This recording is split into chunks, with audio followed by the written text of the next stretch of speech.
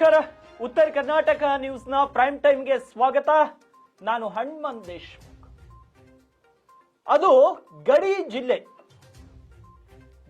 ಜಿಲ್ಲೆಯಲ್ಲಿ ವಿಶೇಷವಾಗಿ ಔರಾದ ತಾಲೂಕು ಅತ್ಯಂತ ಹಿಂದುಳಿದಂತಹ ತಾಲೂಕು. ಆ ಹಣೆ ಪಟ್ಟಿಯನ್ನ ಹೋಗಲಾಡಿಸಲಿಕ್ಕೆ ಅನೇಕ ಸಾಮಾಜಿಕ ಹೋರಾಟಗಾರರು ಕೆಲಸ ಮಾಡಿದ್ರು. ಆದ್ರೆ ರಾಜಕೀಯದ ಹಿತಾಸಕ್ತಿಯ ಕೊರತೆಯಿಂದ ಇವತ್ತಿಗೂ ಕೂಡ ಆ ಒಂದು ತಾಲೂಕು ಹಿಂದುಳಿದ ಪಟ್ಟಿಯಲ್ಲಿಯೇ ಸೇರುತ್ತೆ. ಬಹುಶಃ ನಾವು ಭಾಷಣದ ಸಂದರ್ಭದಲ್ಲಿ ಹೇಳಬಹುದು, ಔರಾದ್ ಮುಂದುವರಿತಾ ಇದೆ, ಔರಾದ್ನ ರೈತರು ಮುಂದುವರಿತಾ ಇದ್ದಾರೆ, ಔರಾದ್ ತಾಲೂಕು ಅಭಿವೃದ್ಧಿ ಆಗುತ್ತಿದೆ ಅಂತ ಭಾಷಣದಲ್ಲಿ ಸರ್ವಸಾಮಾನ್ಯವಾಗಿ ನೀವು ಎಲ್ಲರೂ ಹೇಳ್ತೀವಿ. ಆದ್ರೆ ಆ ಒಂದು ತಾಲೂಕಿನಲ್ಲಿ ಬಹುತೇಕರು 70% ಜನರು ಅವಲಂಬಿಸಿರುವುದು ಕೃಷಿಯನ್ನ. ಆದ್ರೆ ಆ ರೈತರು ಬೆಳೆಸಿದಂತ ದವಸ ಧಾನ್ಯಗಳನ್ನ ಸಂಗ್ರಹಿಸಲು ಅಲ್ಲಿ ಗೋದಾಮನ್ನ ನಿರ್ಮಾಣ ಮಾಡಲಾಗುತ್ತೆ. ಔರಾದ್ನಲ್ಲಿ ಒಟ್ಟು 13 ಕೋಟಿ ರೂಪಾಯಿ ವೆಚ್ಚದಲ್ಲಿ ಅಲ್ಲಿ ಒಂದು 2 ಗೋದಾಮ್ಗಳ ನಿರ್ಮಾಣ ಆಗುತ್ತೆ. ಬೃಹತ್ ಗೋದಾಮ್ಗಳು ಅರ್ಧಂಬರ್ಧ ಕಾಮಗಾರಿ ಮಾಡಿ ಅಲ್ಲಿಂದ ಗುತ್ತಿಗೆದಾರರು ಪಲಾಯನಗೊಳ್ತಾರೆ. ಇದು ಹಳೆಯ ಸುದ್ದಿ, ಎಲ್ರಿಗೂ ಗೊತ್ತಿರುತ್ತೆ. ಆದ್ರೆ ಈ ರೀತಿ ಆಗಬಾರ್ದು, ತಾಲೂಕಿನ ರೈತರಿಗೆ ನೈಜವಾಗಿ ಆ ಒಂದು ಗೋದಾಮು, ಆ ಒಂದು ಉಗ್ರಾಣದ ಸಹಾಯ ಆಗ್ಲಿ ಅಂತ ಸಾಮಾಜಿಕ ಹೋರಾಟಗಾರ ಗುರುನಾಥ್ ವಡೆ ಲೋಕಾಯುಕ್ತಕ್ಕೆ ದೂರನ್ನು ಕೊಡ್ತಾರೆ. ಹೈಕೋರ್ಟ್ ನಲ್ಲಿಯೂ ಕೂಡ ಸಾರ್ವಜನಿಕ ಹಿತಾಸಕ್ತಿ ಅರ್ಜಿಯನ್ನ ಸಲ್ಲಿಕೆ ಮಾಡ್ತಾರೆ. ಯಾಕೆ ಮಾಡ್ತಾರೆ? ರೈತರು ಬೆಳೆಸಿದಂತಹ ಬೆಳೆಗಳು ಅವರು ಅಲ್ಲೆಲ್ಲವೂ ಸಂಗ್ರಹಣೆಗೆ ಮಾಡಲಿಕ್ಕೆ ಒಂದು ಬೃಹತ್ ಮಟ್ಟದ 2 ಗೋದಾಮುಗಳು ಕಾಮಗಾರಿ 13 ಕೋಟಿ ರೂಪಾಯಿ ವೆಚ್ಚದಲ್ಲಿ ಆಗುತ್ತೆ. ವಿಯರ್ ಹೌಸ್ ಎಲ್ಲವಲ್ಲೆಲ್ಲ ಅರ್ಧಕ್ಕೆ ನಿಂತು ಬಿಡುತ್ತೆ. ಇದನ್ನು ಕಂಡಂತಹ ಅವರು ಔರಾದ ಪಟ್ಟಣದಲ್ಲಿ 2015-16ನೇ ಸಾಲಿನಲ್ಲಿ ಈ ಒಂದು ಯೋಜನೆಗೆ ಪ್ರಾರಂಭ ಮಾಡಲಾಗುತ್ತೆ. ಆದ್ರೆ ಎಲ್ಲವೂ ಅರ್ಧಂಬರ್ಧ ಆಗುತ್ತೆ. ಏನೋ ಹೈಕೋರ್ಟ್ಗೆ ಹೋದ್ರು, ಎಲ್ಲೊಂದು ಸಣ್ಣ ಮಟ್ಟಿಗೆ ನ್ಯಾಯ ಸಿಕ್ಕು, ಇನ್ನು ಪುನರ್ ಆರಂಭ ಆಗುತ್ತೆ ಕಾಮಗಾರಿ. ಪುನರ್ ಆರಂಭಗೊಂಡಾಗಾದ್ರೂ ಕಾಮಗಾರಿ ಸರಿಯಾಗಿ ನಡಿಬೇಕಲ್ಲ. 6 ವರ್ಷ ಆ ಕಾಮಗಾರಿ ಪ್ರಾರಂಭಗೊಂಡ ಮೇಲೆ ಒಂದು 5-6 ವರ್ಷಕ್ಕೆ ಅದು ಪುಂಡ ಪೋಖರಿಗಳ ಸ್ಥಳವಾಗಿ ಮಾರ್ಪಡುತ್ತೆ. ಪುಂಡ ಪೋಖರಿ, ಸಾರಾಯಿ ಕುಡಿಯೋದು, ಅಲ್ಲೆಲ್ಲ ಹುಲ್ಲಿನ ಗಡ್ಡೆ, ಹುಲ್ಲು ಎಲ್ಲ ಬೆಳೆದಿರುತ್ತೆ. ಹಾಗಾಗಿ ಉಗ್ರಾಣದ ಅಧಿಕಾರಿಗಳನ್ನ ಕೇಳಿದ್ರೆ ಅವರು ಇದ್ರ ಬಗ್ಗೆ ಸಮರ್ಪಕವಾದ ಉತ್ತರವನ್ನೇ ಕೊಡ್ತಾ ಇಲ್ಲ. ಜೊತೆಗೆ ಮಾಧ್ಯಮದವ್ರ ಜೊತೆಗೆ ಮಾತನಾಡಲು ಕೂಡ ಅವ್ರು ಹಿಂದೇಟ್ ಹಾಕ್ತಾರೆ. ಇನ್ನು ಗೋದಾಮ್ ಅರ್ಧಕ್ಕೆ ನಿಲ್ಲಿಸಿ ಪಲಾಯನ ಮಾಡಿರುವ ಗುತ್ತಿಗೆದಾರರ ವಿರುದ್ಧ ಔರಾದ್ ನಿವಾಸಿ ಗುರುನಾಥ್ ವಡೆ ಏನ್ ಹೇಳಿದ್ನಲ್ಲ, ಅವರು ಅರ್ಜಿಯನ್ನ ಕೂಡ ಸಲ್ಲಿಸಿದ್ರು, ಎಲ್ಲ ಆಗಿತ್ತು. ಇವಾಗ ಕಾಮಗಾರಿ ನಡೀತಾ ಇದೆ. ಕಾಮಗಾರಿ ಕಳಪೆ ಮಟ್ಟದಿಂದ ನಡೀತಾ ಇದೆ ಅಂತ ಇವತ್ತು ನಮ್ಮ ರಾಜ್ಯದ ಮಾನ್ಯ ಮುಖ್ಯಮಂತ್ರಿಗಳು, ಕರ್ನಾಟಕ ಸರ್ಕಾರ, ಬೆಂಗಳೂರು ಕರ್ನಾಟಕ ರಾಜ್ಯ ಉಗ್ರಾಣ ನಿಗಮದಿಂದ ನಡೆಯುತ್ತಿರುವಂತಹ ಕಾಮಗಾರಿ ಕಳಪೆ ಮಟ್ಟದಿಂದ ನಡೆಯುತ್ತಿದೆ ಅಂತ ಇವತ್ತು ದಲಿತ ಸಂಘರ್ಷ ಸಮಿತಿ, ಸಾಮಾಜಿಕ ನ್ಯಾಯ ಬೀದರ್ ಆ ಒಂದು ಸಂಘಟನೆ, ಸುನಿಲ್ ಮಿತ್ರ ತಾಲೂಕು ಅಧ್ಯಕ್ಷರು, ದಲಿತ ಸೇನೆ,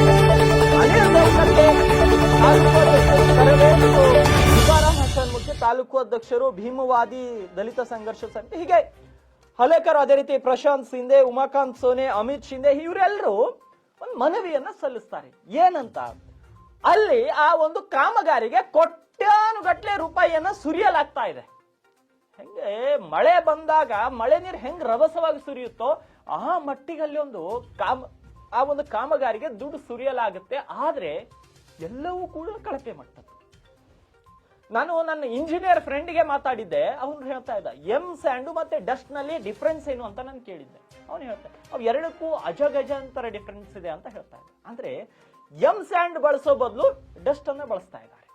ಹಿಂಗೆ ಈ ಸಂಘಟನೆಯವರು ಅಲ್ಲಿ ಹೋಗಿ ಕೇಳಿದಾಗ ಅಲ್ಲಿದ್ದಂತವ್ರನ್ನೇ ಯಾಮಾರಿಸುವಂತಹ ಪ್ರಯತ್ನವನ್ನ ಅಲ್ಲಿರುವಂತಹ ಅಧಿಕಾರಿಗಳು, ಗುತ್ತಿಗೆದಾರರು, ಜೆಇವರು ಆ ಒಂದು ಪ್ರಕರಣವನ್ನೇ ತಿರುಚುವಂತ ಪ್ರಯತ್ನ ಮಾಡ್ತಾರೆ. ಸಂಘಟನೆಯವರು ಯಾವಾಗ ಗರಂ ಆಗ್ತಾರೋ ಅಲ್ಲಿಂದ ಅವರೆಲ್ಲರೂ ಪಲಾಯನಗೊಳ್ತಾರೆ. ಅಂದ್ರೆ ಇಲ್ಲಿ ಸ್ಪಷ್ಟವಾಗಿ ಅರ್ಥ ಮಾಡ್ಕೊಳ್ಬಹುದು, ಈ ಗಡಿ ತಾಲೂಕು ಇಲ್ಲಿ ಯಾರು ಕೇಳ್ತಾರೆ? ನಾವು ಮನಸ್ಸಿಗೆ ಬಂದಿದ್ದು ಮಾಡಿದ್ರು ಕೂಡ ನಮ್ಮನ್ನು ಯಾರು ಕೇಳೋರಿಲ್ಲ. ಪಾಪ ಶಾಸಕರಿಗಂತೂ ರೈತರ ಬಗ್ಗೆ ಚಿಂತೆ ಇಲ್ಲ, ರೈತರ ಬಗ್ಗೆ ಕಾಳಜಿ ವಹಿಸ್ಬೇಕನ್ನೋ ಒಂದು ಹುಮ್ಮಸ್ ಕೂಡ ಅವರಿಗಿಲ್ಲ. ಅವರು ಗ್ರಾಮ ಸಂಚಾರದಲ್ಲಿ ಬಿಸಿ ಇದ್ದಾರೆ. ಪಾಪ ಸಾರ್ವಜನಿಕ ಜೀವನದಲ್ಲಿ ಸಾರ್ವಜನಿಕ ವ್ಯಕ್ತಿಯಾಗಿ ಒಳ್ಳೆಯ ಕೆಲಸಗಳನ್ನ ಮಾಡ್ತಾ ಇದ್ದಾರೆ, ಅದರಲ್ಲಿ ಎರಡನೇ ಮಾತೇ ಇಲ್ಲ. ಆದ್ರೆ ಕೋಟ್ಯಾನುಗಟ್ಟಲೆ ಕಾಮಗಾರಿ ಆಗ್ತಾ ಇದೆ. ಕನಿಷ್ಠ ಇದು ಸೌಜನ್ಯಕ್ಕಾದ್ರೂ ರೈತರಿಗೆ ಒಳ್ಳೇದಾಗಿ ಸಿಗ್ಲಿ ಅನ್ನೋದು ಸೌಜನ್ಯಕ್ಕಾದ್ರೂ ಅವ್ರು ಭೇಟಿ ಕೊಡ್ಬೇಕು, ಇವಾಗಾದ್ರೂ ಕೊಡ್ಬೇಕು. ಕಾಲ ಮಿಂಚಿಲ್ಲ, ಇನ್ನು ಕಾಲ ಇದೆ. ಕಾಲ ಇದ್ದಾಗಲೇ ಸುಧಾರಿಸ್ಕೊಂಡ್ರೆ ತಾಲೂಕಿನ ರೈತರಿಗೆ ನಾನು ಮಾಡಿದ್ದೀನಪ್ಪ, ನಾನು ಮಾಡಿಸಿದ್ದೀನಿ ಅನ್ನೋ ಒಂದು ಮುಂದಿನ ಚುನಾವಣೆಯಲ್ಲಿ ಆದ್ರೂ ಮಾತು ಹೇಳ್ಬೋದು. ನಾನು ಮಾಡಿಸಿದ್ದೀನಿ, ಅದು ಅಕ್ರಮ ಆಗ್ತಾ ಇತ್ತು, ಸುದ್ದಿ ಬಿತ್ತರವಾಗಿತ್ತು, ನಾನು ಹೋಗಿ ಮಾಡಿಸಿದ್ದೀನಿ, ಈ ರೀತಿ ಹೇಳ್ಬೋದು. ಅಂದ್ರೆ ಶಾಸಕರು ಇವಾಗಾದ್ರೂ ಹೋಗ್ತಾರೋ ಇಲ್ಲೋ ನೋಡ್ಬೇಕು. ಆದ್ರೆ ಈ ಒಂದು ಕರ್ನಾಟಕ ಸರ್ಕಾರದ ರಾಜ್ಯ ಉಗ್ರಾಣ ನಿಗಮದಿಂದ ಇಷ್ಟೆಲ್ಲ ಒಂದು ಕಾಮಗಾರಿ ಆಗ್ತಾ ಇದೆ. ಆ ಉಗ್ರಾಣ ನಿಗಮಕ್ಕೆ ಸಂಬಂಧಪಟ್ಟ ಅಧಿಕಾರಿಗಳು ಯಾವ ನಿದ್ದೆಯಲ್ಲಿದ್ದಾರೆ ಗೊತ್ತಾಗ್ತಾ ಇಲ್ಲ. ಏನು ಕುಂಭಕರ್ಣ ನಿದ್ದೆಯಲ್ಲಿದ್ದಾರೋ ಅಥವಾ ಸಾಮಾನ್ಯವಾಗಿ ರಾತ್ರಿಯಲ್ಲಿ ನಿದ್ದೆಯಲ್ಲಿದ್ದಾರೋ ಅಥವಾ ಯಾವ ನಿದ್ದೆಯಲ್ಲಿದ್ದಾರೆ? ಇನ್ನೊಂದು ಪದ ಬಳಸಬಾರ್ದು, ಅದು ಅಸಂವಿಧಾನಿಕವಾಗುತ್ತೆ. ಹಾಗಾದ್ರೆ ಅವ್ರು ಯಾವ ನಿದ್ದೆಯಲ್ಲಿದ್ದಾರೆ? ಅಲ್ರಿ, ನೀವು ಕೂಡ ನಿಮ್ಮ ಮನೆಯನ್ನ ಕಟ್ಟಿಸ್ತೀರಾ, ಕಟ್ಟಿಸುವಾಗ ನೀವು ಕೂಡ 100 ಸಲ ಇಂಜಿನಿಯರಿಂಗ್ ಕೇಳ್ತೀರಾ. ಏನ್ ಬಳಸಿದ್ರೆ ನನ್ನ ಮನೆ ಎಷ್ಟು ವರ್ಷ ಬಾಳಿಕೆ ಬರುತ್ತೆ, ಏನನ್ನ ಬಳಸಿದ್ರೆ ನನ್ನ ಮನೆಯ ಕ್ವಾಲಿಟಿಯನ್ನ ಇಂಪ್ರೂವ್ ಮಾಡಬಹುದು. ಯಾಕೆ? ಸಾರ್ವಜನಿಕವಾದಂತಹ ಕೆಲಸಕ್ಕೆ ಅಲ್ಲಿರುವಂತಹ ಟೆಕ್ನಿಕಲ್ ಅಸಿಸ್ಟೆಂಟ್ಗಳಿಗೆ, ಜೂನಿಯರ್ ಇಂಜಿನಿಯರ್ಗಳಿಗೆ, ಔರಾದ ತಾಲೂಕಿಗೆ ಸಂಬಂಧಪಟ್ಟ ಅಧಿಕಾರಿಗಳಿಗೆ ಕನಿಷ್ಠ ಸೌಜನ್ಯಕ್ಕಾದ್ರೂ ಅಷ್ಟು ವಿಚಾರಿಸುವಂತ ಶಕ್ತಿ ಇಲ್ವಾ?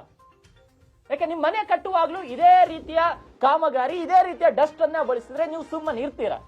ನೀವು ಸುಮ್ಮನೆ ನಿಮ್ಮ ಮನೆ ಕಟ್ಟುವಾಗ್ಲೂ ಕೂಡ ಈ ರೀತಿಯ ಡಸ್ಟು, ಈ ರೀತಿಯ ಮಣ್ಣು ಮತ್ತು ಮಣ್ಣು ಮಿಶ್ರಿತ ಮರಳನ್ನ ಬಳಸಿದ್ರೆ ಸುಮ್ಮನೆ ಇರ್ತೀರಿ ಅಂದ್ರೆ ನಾನು ಇವತ್ತಿಗೆ ಈ ಸುದ್ದಿಯನ್ನ ಇಲ್ಲಿಗೆ ಡ್ರಾಪ್ ಮಾಡ್ತೀನಿ. ಬನ್ನಿ ಅಧಿಕಾರಿಗಳು ನೀವು ಹೇಳಿ, ನನ್ನ ಮನೆಗೂ ಮರಳು ಮತ್ತೆ ನನ್ನ ಮನೆಗೂ ಸ್ಯಾಂಡ್ ಬಳಸುವಾಗ, ನನ್ನ ಮನೆಗೂ ಸ್ಯಾಂಡ್ ಬಳಸುವಾಗ ಅದರಲ್ಲಿ ಮಣ್ಣು ಮಿಕ್ಸ್ ಇದ್ರೆ ನಾನು ನನ್ನ ಮನೆಯನ್ನ ಹಂಗೆ ಕಂಪ್ಲೀಟ್ ಮಾಡಿ ಅಂತ ಇಂಜಿನಿಯರ್ಗೆ ಹೇಳ್ತೀನಿ ಅನ್ನೋದಾದ್ರೆ ಇವತ್ತಿಗೆ ನಾನು ಈ ಸುದ್ದಿಯನ್ನ ಇಲ್ಲಿಗೆ ಡ್ರಾಪ್ ಮಾಡ್ತೀನಿ. ಇಲ್ಲ ನಮ್ಮ ಮನೆಗೆ ಸರಿಯಾಗಿ ರೀತಿ ಆಗ್ಬೇಕು ಅಂತ ಅನ್ನೋದಾದ್ರೆ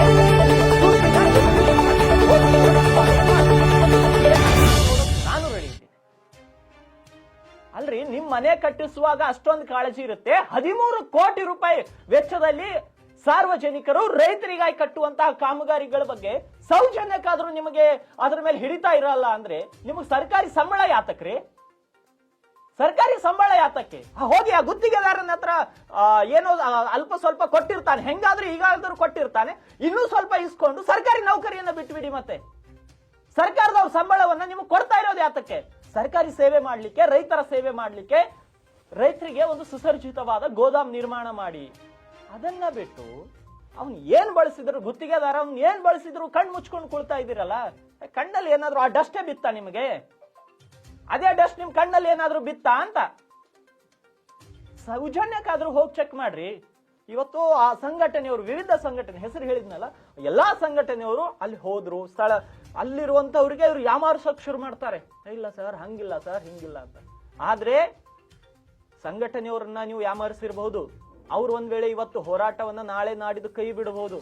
ಇವತ್ತು ಹೇಳ್ತಾ ಇದ್ದೀನಿ, ಅಧಿಕಾರಿಗಳಿಗೆ ಸ್ಪಷ್ಟ ಎಚ್ಚರಿಕೆಯನ್ನ ಕೊಡ್ತಾ ಇದ್ದೀನಿ. ಆ ಒಂದು ಕಾಮಗಾರಿಯಲ್ಲಿ ಸಣ್ಣ ಮಟ್ಟದ ಅಕ್ರಮ ಆದ್ರೂ ಕೂಡ ಇವತ್ತು ಪ್ರಾರಂಭ, ಇದು ಈ ಸುದ್ದಿ ಇವತ್ತು ಪ್ರಾರಂಭ. ಅಕ್ರಮ ನಡೆದಿದ್ದು ಗೊತ್ತೇ ಆದ್ರೆ ಅದು ಎಲ್ಲಿಗೆ ಹೋಗುತ್ತೆ? ಅದು ಗುರುನಾಥ್ ಒಡ್ಡೆ ಅವರು ಹೈಕೋರ್ಟಿಗೆ ಹೋಗಿದ್ದಾರೆ. ಅದೇ ರೀತಿ ಸಾರ್ವಜನಿಕ ಹಿತಾಸಕ್ತಿಯನ್ನು ಅರ್ಜಿಯನ್ನ ಹಾಕಿದ್ದಾರೆ. ನಾನು ಅದಕ್ಕಿಂತಲೂ ಮಿಗಿಲಾದದ್ದನ್ನ ನಾನು ಮಾಡ್ತೀನಿ. ಯಾಕಂದ್ರೆ ನಾನು ತಾಲೂಕಿನ ರೈತರಿಗೆ ಒಳ್ಳೆಯ ಒಂದು ಉಗ್ರಾಣ, ಒಳ್ಳೆಯ ಒಂದು ಗೋದಾಮು ಸಿಗಬೇಕು. ಅದರಲ್ಲಿ ಯಾವುದೇ ಕಾಂಪ್ರಮೈಸ್ ಆಗುವಂತಹ ಸಾಧ್ಯತೆಗಳೇ ಇಲ್ಲ. ಅಧಿಕಾರಿಯವರಿಗೆ ಇವತ್ತು ಸ್ಪಷ್ಟವಾಗಿ ಹೇಳ್ತಾ ಇದ್ದೀನಿ, ನೀವು ವಾರ್ನಿಂಗ್ ಅಂತ ತಿಳ್ಕೊಳ್ಳಿ, ರಿಕ್ವೆಸ್ಟ್ ಅಂತ ತಿಳ್ಕೊಳ್ಳಿ, ಸೂಚನೆ ಅಂತ ತಿಳ್ಕೊಳ್ಳಿ. ನಾನು ಮನವಿ, ರೈತರ ಪರವಾಗಿ, ತಾಲೂಕಿನ ರೈತರ ಪರವಾಗಿ ಕೈ ಮುಗಿದು ಮನವಿಯನ್ನ ಮಾಡ್ತಿದ್ದೀನಿ ಅಂತ ಇಟ್ಟುಕೊಳ್ಳಿ. ಅದರಲ್ಲಿ ಭ್ರಷ್ಟಾಚಾರ, ಅದರಲ್ಲಿ ಅಕ್ರಮ ಆದ್ರೆ ನೀವು ಯಾರೇ ಇದ್ರೂ ಕೂಡ ಅಲ್ಲಿ ಮುಲಾಜಿಲ್ಲದೆ ಸುದ್ದಿಯನ್ನ ಬಿತ್ತರ ಆಗುತ್ತೆ. ನಾಳೆಯಿಂದಲೇ ಸ್ಥಳಕ್ಕೆ ನಮ್ಮವ್ರು ಹೋಗ್ತಾರೆ, ವರದಿಗಾರ ಹೋಗ್ತಾರೆ, ಕ್ಯಾಮೆರಾಮನ್ ಹೋಗ್ತಾರೆ. ಸುದ್ದಿ ಅಂತೂ ಖಂಡಿತ ಬಿತ್ತರ ಆಗುತ್ತೆ. ಕಳಪೆ ನಡೆದ್ರೆ, ಇಲ್ಲ ಒಳ್ಳೇದು ಮಾಡಿದ್ರೆ ನಾಳೆ ಇದೇ ಪ್ರೈಮ್ ಟೈಮ್ ಅಲ್ಲಿ ನಿಮಗೆ ಶಬಾಷ್ಗಿರಿಯನ್ನ ಕೊಡ್ತೀನಿ. ಆದ್ರೆ ಮೇಲ್ನೋಟಕ್ಕಂತೂ ಶಬಾಷ್ಗಿರಿ ತಗೊಳ್ಳುವಂತಹ ಲಾಯಕ್ಕಿಗೆ ಅಧಿಕಾರಿಗಳು ಇಲ್ಲ ಅಂತ ಅನಿಸುತ್ತೆ. ಒಂದ್ ವೇಳೆ ಶಬಾಷ್ಗಿರಿ ತಗೊಳ್ಳುವಂತ ಲಾಯಕ್ಕಿಗಿದ್ರೆ ನಾಳೆ ಇದೇ ಪ್ರೈಮ್ ಟೈಮ್ ನಲ್ಲಿ ನಿಮ್ಗೆ ಶಬಾಷ್ಗಿರಿಯನ್ನ ಕೊಡ್ತೀನಿ.